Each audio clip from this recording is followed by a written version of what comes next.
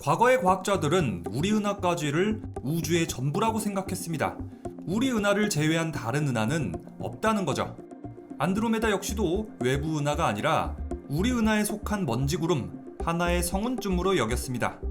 그런데 1924년 미국의 천문학자 에드윈 허블이 안드로메다까지의 거리를 측정하는 데 성공했는데 정말 놀라운 결과가 나왔어요.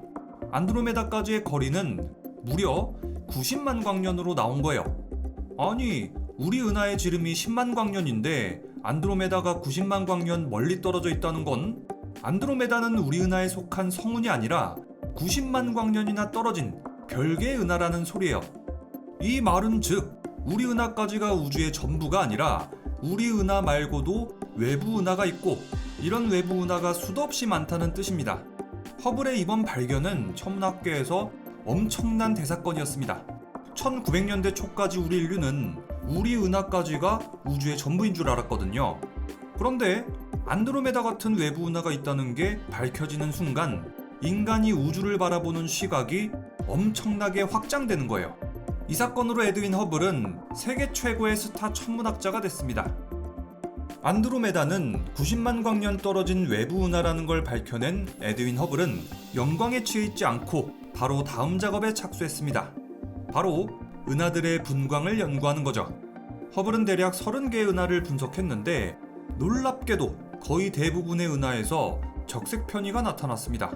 즉 은하들은 점점 멀어지고 있다는 뜻이죠. 아니 리병이 형, 적색 편의가 뭔데 그래?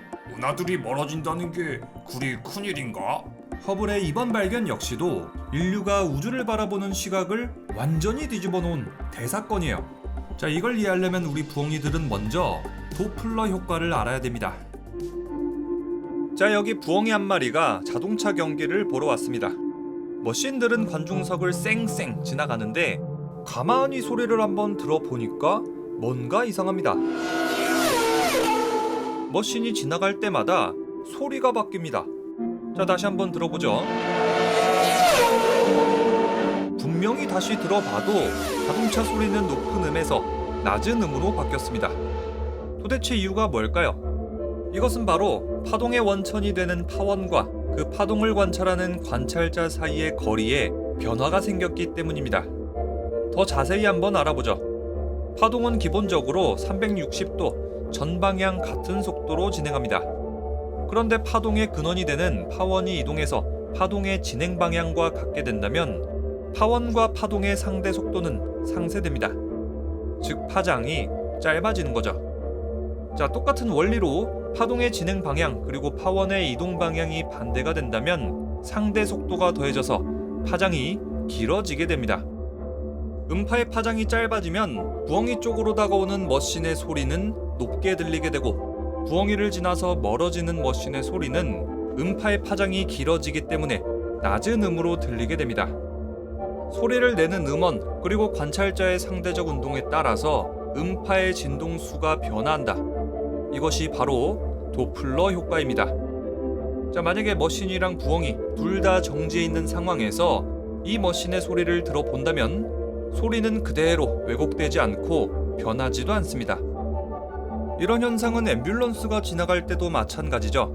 앰뷸런스가 내 쪽으로 올 때는 높은 음으로 들렸다가 앰뷸런스가 나한테서 멀어져 갈 때는 낮은 음으로 들리게 됩니다. 그런데 도플러 효과는 소리뿐만이 아니라 모든 파동에 적용이 됩니다. 빛은 파동이기도 하니까 빛에도 적용이 된다는 거죠. 우리가 보는 태양빛은 백색으로 보입니다. 그런데 사실 태양빛은 백색이 아니라 여러 파장의 빛이 합쳐져 있습니다.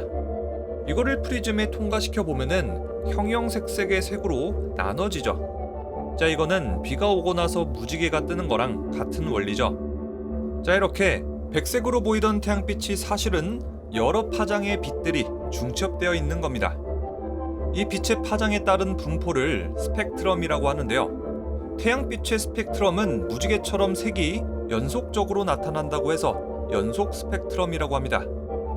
이 스펙트럼은 진동수가 많고 파장이 짧을수록 파란색을 띠게 되고 진동수가 적고 파장이 길수록 빨간색을 띠게 됩니다.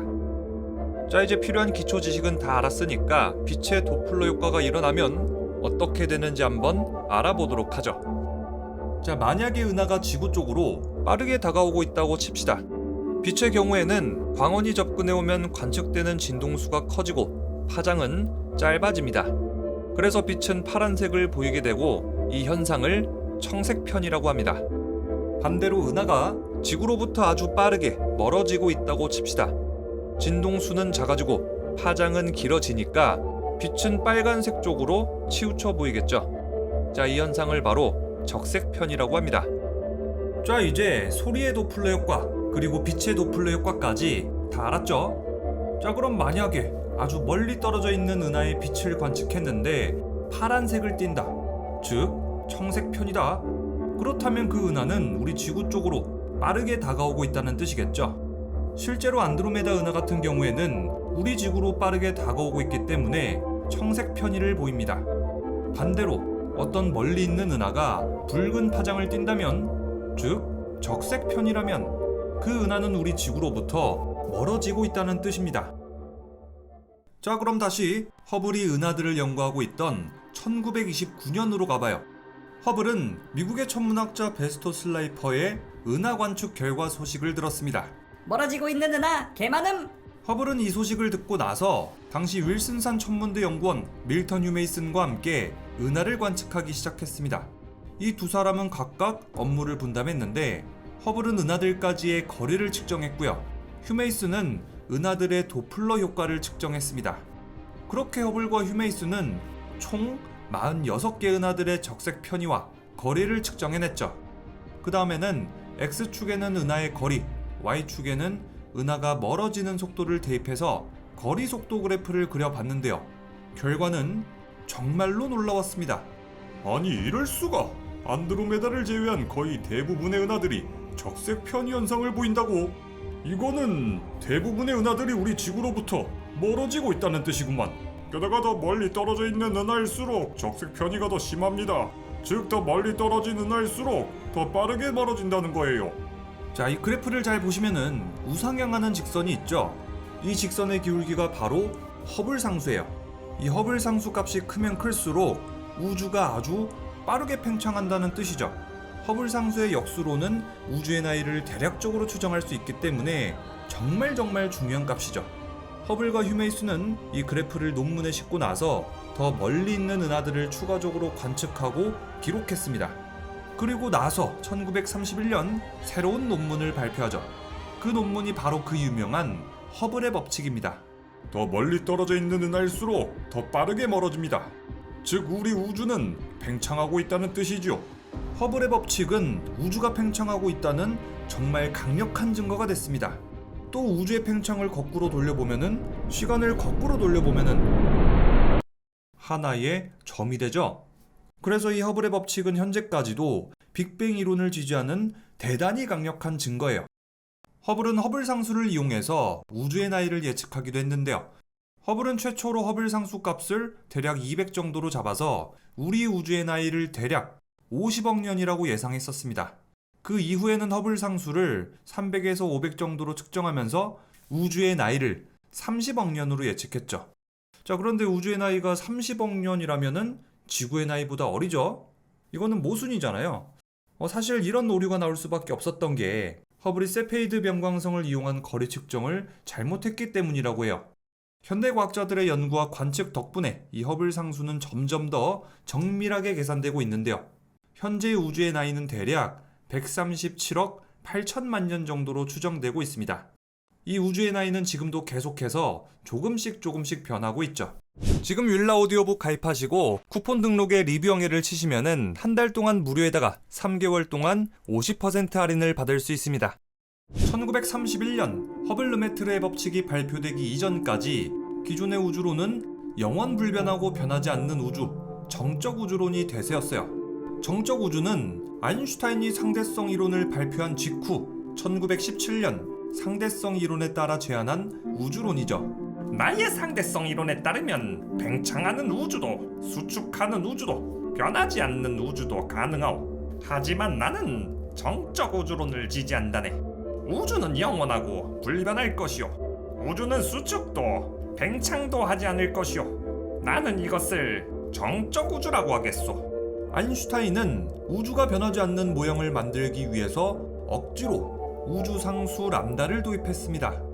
그렇게 아인슈타인의 정적 우주론이 완성되죠. 아니, 한번 생각해봐요. 그 당시 광전 효과로 노벨상도 받고 게다가 상대성 이론까지 발표하면서 킹갓 제너럴 엠퍼러 사이언티스트가 된 아인슈타인인데 어느 누가 감히 정적 우주론에 반기를 들어요. 절대 쉽지 않겠죠. 당연히 정적 우주론이 대세가 될 수밖에 없었던 이런 배경이 있는 거예요. 자, 그런데 허블이 허블 르메트르의 법칙을 발표하면서 아인슈타인의 정적 우주론은 틀린 것으로 판명났습니다.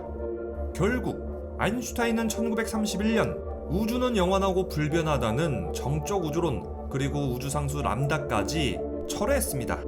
그 다음에 아인슈타인은 허블이 일하고 있는 윌슨산 천문대까지 찾아가서 허블의 공로를 인정하고 자신의 실수를 사과했죠. 나의 일생일대의 실수는 방정식에 우주상수를 집어넣은 걸세. 정적 우주론은 틀렸네. 허블 자네가 맞네. 자, 이렇게 에드윈 허블은 10년 만에 인간의 우주론을 2번이나 바꾼 위대한 천문학자가 됐습니다.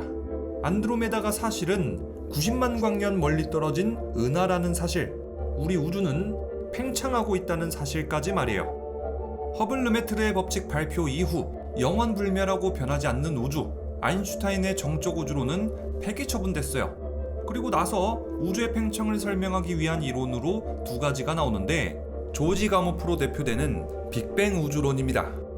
현재 우주가 계속해서 팽창하고 있으니까 그 과정을 거꾸로 돌려보면 최초의 순간에는 모든 것이 한 점에 모여 있었을 겁니다. 즉, 한 점에서 대폭발이 일어나면서 우주가 탄생했고 그 이후로 계속 우주는 팽창하고 있는 거죠. 그런데 빅뱅 이론이 마음에 들지 않았던 과학자들도 있었는데 가장 대표적으로 프레드 호일입니다. 프레드 호일을 비롯한 과학자들이 빅뱅 이론을 싫어했던 이유는 이제 빅뱅 이론이 너무 종교적인 색채가 강하다는 거예요. 창세기 1장을 보면은 빛이 있으라 하잖아요. 즉, 성경에 따르면 어떤 전지전능한 존재가 아무것도 없는 무에서 빛과 함께 우주를 창조한 건데 이게 빅뱅 이론하고 너무 닮았다는 겁니다. 그래서 프레드 호일을 비롯한 과학자들은 정상 우주론을 내놓습니다. 우주가 아무리 팽창한다고 해도 우주는 근본적으로 변하지 않습니다. 왜냐? 우주가 팽창하는 만큼 더 넓어진 공간에 수소를 비롯한 원자들이 새로 생겨나서 우주를 채울 것이기 때문입니다. 즉, 우주가 지금부터 아무리 더 커진다고 한들 우주는 계속 이 상태를 유지할 겁니다. 빅뱅 우주론 그리고 정상 우주론의 싸움은 무려 35년이나 이어졌어요. 그런데 우주 배경 복사가 발견되면서 빅뱅 우주론이 완전 대세가 됐죠. 빅뱅 우주론 대 정상 우주론 그리고 우주 배경 복사의 발견까지 제가 예전에 올려둔 영상이 있으니까요. 지금 우측 상단에 나오는 카드를 눌러서 시청하시기 바랍니다. 빅뱅 이론은 지금까지도 우주의 시작 그리고 팽창을 가장 잘 설명하는 완전 대세 이론으로 자리 잡았어요. 자, 그렇다고 해서 앞으로 100년, 1000년 동안 계속 빅뱅 이론이 정설이란 법은 없죠. 이 과학이라는 건 이 우주의 현상을 더 잘 설명하는 이론이 나타나면 기존의 이론은 사라지고 새로운 이론이 받아들여지는 법이니까요. 자, 이렇게 에드윈 허블이 발견한 우주의 팽창 덕분에 빅뱅 이론까지 발전할 수 있었습니다. 그런데 우주의 팽창을 발견한 사람은 에드윈 허블 단 한 사람이 아니었어요. 그런데 사실 허블의 법칙은 우리 과학사에서 아주 오랜 시간 동안 에드윈 허블만의 공로로 인정되어 왔죠. 그 말은 뭐냐? 사실 알고 보니까 이 허블의 법칙에는 허블뿐만이 아니라 훨씬 더 많은 과학자들의 공이 있었다는 거예요. 자, 그래서 지금부터는 허블뿐만이 아니라 다른 과학자들의 공로도 같이 알아볼 거예요. 훌륭한 과학자들의 공로를 더 많은 부엉이들한테 알리는 게 영화 유튜버 리병이잖아요.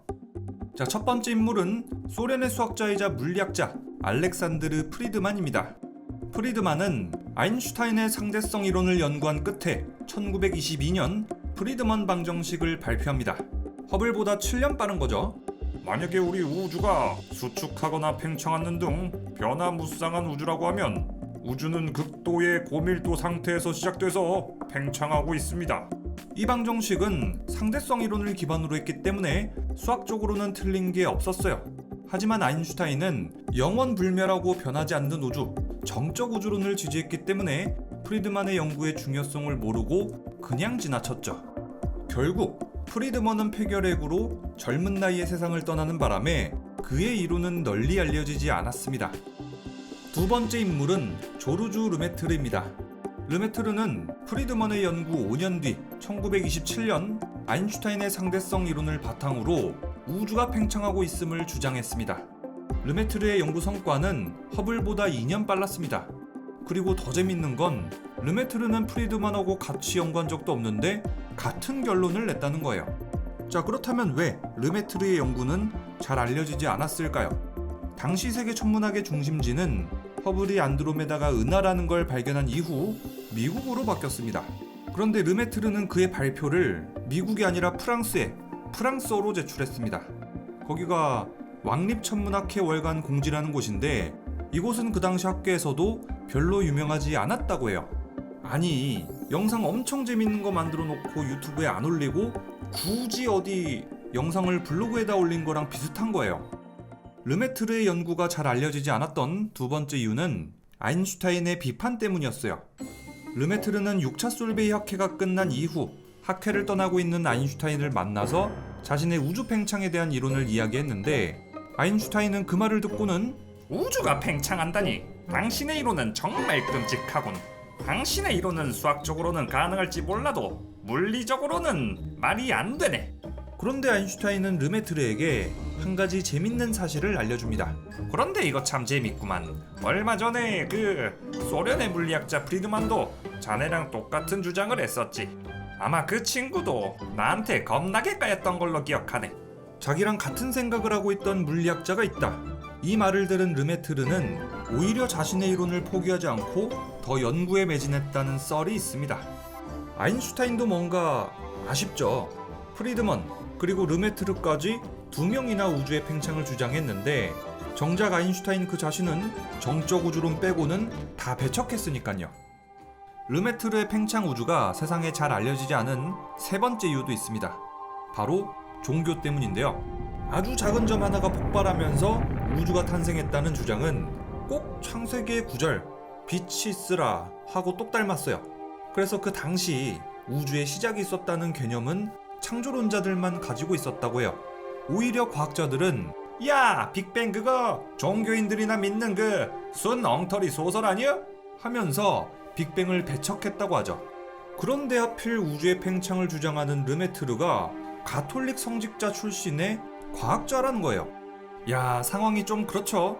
르메트르는 혹시라도 자신의 직업이 성직자니까 과학자들이 선입견을 가지고 자신의 이론을 받아들일까봐 걱정을 정말 많이 했어요. 아니나 다를까 빅뱅을 주장한 르메트르를 과학계는 강하게 비판했죠. 야야, 저거 종교인 아니랄까봐 저거 꼭 성경에 맞는 빅뱅을 주장하는구만 저거. 르메트르 그 친구 자기 종교 신앙 따라서 연구하면 어떡합니까? 과학에 종교적 편향이 있으면 어떡합니까? 과학자 딱지 떼십시오. 아, 르메트르로서는 참 억울한 상황이죠. 자, 그래서 르메트르는 우주의 팽창과 빅뱅은 저의 종교와 아무런 관련이 없습니다. 과학자 여러분들께선 제 이론에 선입견을 갖지 말아주십시오. 라면서 과학계를 설득하고 다녔죠. 자, 또 하필이면 그 당시 교황 비오 12세가 르메트르의 빅뱅 우주론을 밀어줬거든요. 야, 근데 이게 다른 건 몰라도 빅뱅을 교황님이 밀어준다는 게 이거 참 난감하죠. 그래서 르메트르는 교황청에 빅뱅 우주론과 신앙을 연관짓지 말아주십시오. 라고 요청했다고 해요. 이제 과학이론을 종교계에서 밀어주는 모양새면 오히려 과학계의 반발이 계속될지도 모르니깐요. 르메트르의 팽창 우주가 알려지지 않은 마지막 이유입니다. 허블은 1929년 그리고 1931년에 우주의 팽창을 발표하면서 과학계는 진짜 떠들썩해졌어요. 인간의 우주론을 2번이나 바꾼 허블은 완전 스타 천문학자가 됐고요. 이때 르메트르의 논문도 재발견돼서 1931년에 영어로 번역됐는데요. 이제 문제는 르메트르가 이 논문을 영어로 번역할 때 우주 팽창하고 관련된 부분을 일부러 뺐다는 거예요. 도대체 르메트르는 이 부분을 왜 뺐을까요? 르메트르의 논문이 영어로 번역돼서 나왔을 때는 이미 허블이 우주의 팽창을 발표하고 나서 2년이나 지났거든요. 그래서 르메트르는 세상에 이미 널리 알려진 이론은 다시 쓸 필요가 없습니다. 어떤 자연과학 현상을 누가 제일 먼저 발견했는지는 별로 중요한 문제가 아닙니다. 우주의 팽창과 관련된 부분은 빼고 번역하는 게 좋겠습니다. 와, 보통 사람들 같으면 야, 그 우주 팽창 내가 먼저 발견했어! 하면서 과학계에 무조건 이의를 제기했을 텐데 르메트르 이분은 와, 진짜 그냥 천사죠? 결국 르메트르가 허블보다 2년 먼저 우주의 팽창을 발견했지만 이미 게이득이란 게이득은 허블이 다 챙겨갔어요. 자, 그런데 우주의 팽창을 르메트르가 먼저 연구하고 논문을 올렸다는 사실을 아는 사람이 있었으니 바로 알버트 아인슈타인이죠. 아인슈타인은 뭔가 르메트르의 팽창 우주 이론을 듣고도 알아주지 못했던 거에 대해서 미안한 감정을 갖고 있었나 봐요. 그래서 아인슈타인은 영국의 천문학자 아서 에딩턴하고 같이 르메트르의 공적을 미국에 알리려고 여러 가지 노력을 했다고 하죠. 그런데 끝내 바뀌는 건 아무것도 없었죠. 그래도 아인슈타인은 르메트르의 공적을 공개적으로 인정했다고 하고요. 또 한 가지 재밌는 일화도 있어요. 이제 르메트르가 UCLA에서 우주의 팽창과 관련된 강연을 할 때가 있었는데 그 강연을 아인슈타인도 들었다고 해요. 근데 르메트르의 강연이 다 끝나고 나서 갑자기 아인슈타인이 벌떡 일어나더니 지금까지 들어왔던 우주의 탄생 이론 중에서 가장 완벽한 이론일세 라면서 극찬을 이어갔다고 해요. 아인슈타인이 정말 르메트르한테 많이 미안하긴 했나봐요. 아주 오랜 시간이 지나서 2018년 10월 26일 오스트리아의 빈에서 국제천문연맹 총회가 열립니다. 이날의 의제 중에 하나는 허블의 법칙을 허블 르메트르의 법칙으로 이름을 바꾸는 것. 그 르메트르가 허블보다 2년 먼저 우주 팽창에 대한 수학적 증거를 발견했습니다. 하지만 르메트르의 공로는 지금까지도 인정받지 못하고 있습니다. 우리 후대 과학자들이 지금이라도 그의 공적을 기려야 하지 않겠습니까? 국제천문연맹의 전자투표 결과 과학자들 78%의 찬성으로 허블의 법칙은 허블 르메트르의 법칙으로 이름이 바뀌었습니다. 거의 100년 가까이 되는 시간이 지나서야 르메트르의 공적을 인정하게 된 거죠. 물론 허블의 공적도 대단한 거예요. 허블은 관측을 통해서 우주 팽창의 증거를 실제로 확인하고 허블 상수를 계산해냈으니까요. 허블과 함께 연구하면서 우주의 팽창을 같이 알아냈던 미국의 천문학자 휴메이슨의 이름 또한 잘 알려지지 않았습니다. 사실 허블은 휴메이슨이 아니었다면 우주의 팽창을 발견하지 못했을지도 몰라요. 허블이 이제 은하 간의 거리를 연구했다면 휴메이슨은 은하들의 분광을 연구해서 도플러 편의의 정도를 측정했습니다. 즉, 은하가 얼마나 빠른 속도로 멀어지고 있는지는 휴메이슨의 성과고 은하들의 거리를 측정해낸 건 허블의 성과라는 거예요. 이 두 가지 데이터를 합쳐서 우주의 팽창이라는 결과를 얻어낸 거고요. 자, 이렇게 본다면 휴메이슨의 업적도 상당한 거죠. 자, 그런데 도대체 왜 휴메이슨의 이름은 알려지지 않았을까요? 사실 휴메이슨은 14살 이후로 정식 교육을 받지 못했다고 해요. 그런데 그는 우연한 계기로 윌슨산 천문대를 건설할 당시 건설 노동자로 일하기 시작했다고 하죠. 주로 노새를 이용해서 온갖 기계 장비, 망원경, 광학설비 등등을 산 정상까지 옮기는 노새 몰이꾼이었죠. 자, 그리고 윌슨산 천문대 건설이 끝난 이후 1917년부터는 휴메이슨은 천문대를 관리하는 업무를 맡았다고 해요. 그가 주로 맡았던 업무는 전기공 보조, 건물 관리, 청소 등등이었다고 하죠. 자, 이렇게 휴메이슨은 윌슨산 천문대에서 일하게 되면서 천문대에 머무는 시간이 많아진 거예요. 아니 근데 진짜 솔직히 이 윌슨산 천문대 장비들 내가 노새로 다 옮겼는데 야 그때 진짜 비똥 쌌다 아닙니까? 근데 이 장비들이 무슨 별을 보는 망원경이라던데 일 다 끝나면 시간도 남는데 나도 한번 배워볼까? 휴메이슨은 천문대 일을 다 끝내고 나서 윌슨산 천문대 장비들을 다루는 법에 대해서 공부하기 시작했다고 해요.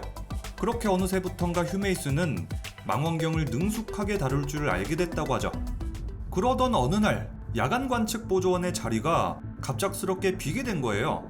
아이 뭐야, 자 빨리 관측해야 되는데. 아이 잠깐만, 휴메이슨 저 친구 망원경 좀 다룰 줄 알지 않나? 그렇긴 한데 저 친구는 그 대학을... 아이 가만 끄니 뭔 상관이야. 망원경만 잘 다루면 됐지. 일단 급하니까 휴메이슨 저 친구 바로 채용하지. 그렇게 휴메이슨은 1919년 망원경 조작과 관측 보조 연구원으로 정식 채용됐습니다. 또 휴메이슨은 허블, 베스토 슬라이퍼를 통해서 은하들의 분광 사진을 얻는 법을 배웠어요. 그런데 어느 날 보니까 휴메이슨이 전 세계 천문학자 그 누구보다도 은하 스펙트럼을 잘 얻어내는 거예요. 그렇게 휴메이슨은 윌슨산 천문대 보조연구원에서 정식 연구원 자리까지 올라갔죠. 그리고 휴메이슨이 얻어낸 은하들의 스펙트럼 덕분에 허블과 함께 우주의 팽창을 발견한 거고요. 역시 사람은 그 주변 배경이 중요해요. 서당계 3년이면 풍어를 넣는다고 천문대에서 일을 하다 보니까 휴메이슨이 천문대 정식 연구원까지 올라갔잖아요. 게다가 휴메이슨은 14살 이후로는 교육을 받은 적도 없었지만 별을 향한 호기심 그리고 배움에 대한 열정 하나로 천문학사에 자신의 이름까지 올리게 됐어요. 진짜 인간 승리라고 할 수 있죠. 자, 그런데 휴메이슨의 이름은 도대체 왜 알려지지 않았을까요?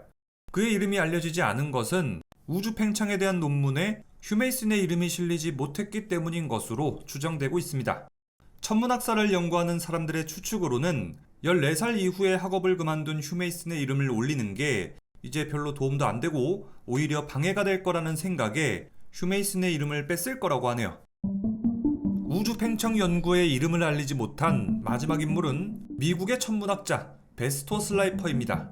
그는 1912년 9월 안드로메다의 스펙트럼을 얻어냈는데 이 스펙트럼을 분석해보니까 안드로메다는 청색 편의를 보이는 거예요. 그리고 이걸 분석해보니까 안드로메다는 초속 300km의 속도로 지구로 다가오고 있다는 걸 알아냈죠. 베스토 슬라이퍼는 그 직후 25개의 은하들을 관측했는데요. 무려 21개의 은하들이 적색 편의를 보였고 은하들은 각각 초속 150km에서 1000km까지 아주 빠른 속도로 멀어져 갔죠. 그리고 나머지 4개의 은하들은 청색 편의를 보였고요. 베스토 슬라이퍼는 은하들의 적색 편의와 청색 편의를 통해서 은하들이 가까워지고 멀어지는 현상을 최초로 발견한 사람입니다. 하지만 베스토 슬라이퍼의 연구는 그 당시 널리 알려지지 않았다고 해요. 그런데 슬라이퍼의 연구를 기억하고 있었던 사람이 있었으니 그 사람이 바로 에드윈 허블이에요. 허블은 슬라이퍼의 연구 결과를 기억하고서 언젠가는 슬라이퍼의 연구를 이어서 해야겠다 라고 마음먹고 있었죠. 그리고 허블은 안드로메다가 외부 은하라는 것을 밝혀낸 직후 슬라이퍼를 따라서 은하들의 도플러 효과를 연구하기 시작했습니다. 그리고 허블은 1929년 그리고 1931년에 우주의 팽창에 대해서 논문을 제출했는데 실제로 이 논문에는 슬라이퍼가 연구했던 은하들의 적색 편의 자료를 사용했다고 하죠. 하지만 모든 영광은 허블이 독차지했고 슬라이퍼의 이름은 거의 100년 가까운 시간 동안 잊혀져 있었죠. 자, 이렇게 해서 지금까지 에드윈 허블이 밝혀낸 우주의 팽창 그리고 이름이 알려지지 못했던 4명의 천문학자들을 알아봤습니다. 오늘의 영상은 윌라 오디오북에 있는 도서 우주의 역사를 기반으로 제작됐습니다. 우주의 역사는 빅뱅, 우주 배경 복사, 그리고 생명이 어떻게 탄생했는지까지 정말 재밌는 얘기들이 많아요.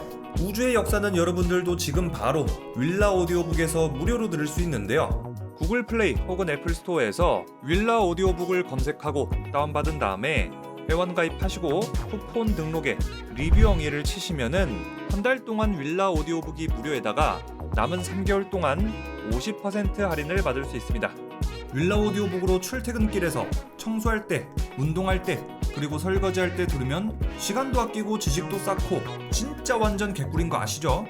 아, 그리고 평소에 윌라 오디오북을 배속으로 들었던 부엉이들 많죠? 이번에 윌라 오디오북이 AI 배속 재생 기술을 개발했다고 합니다. 한번 들어보시죠. 바쁜 시간을 쪼개서 독서하는 당신을 위해 AI 배속 기술이 개발됐습니다.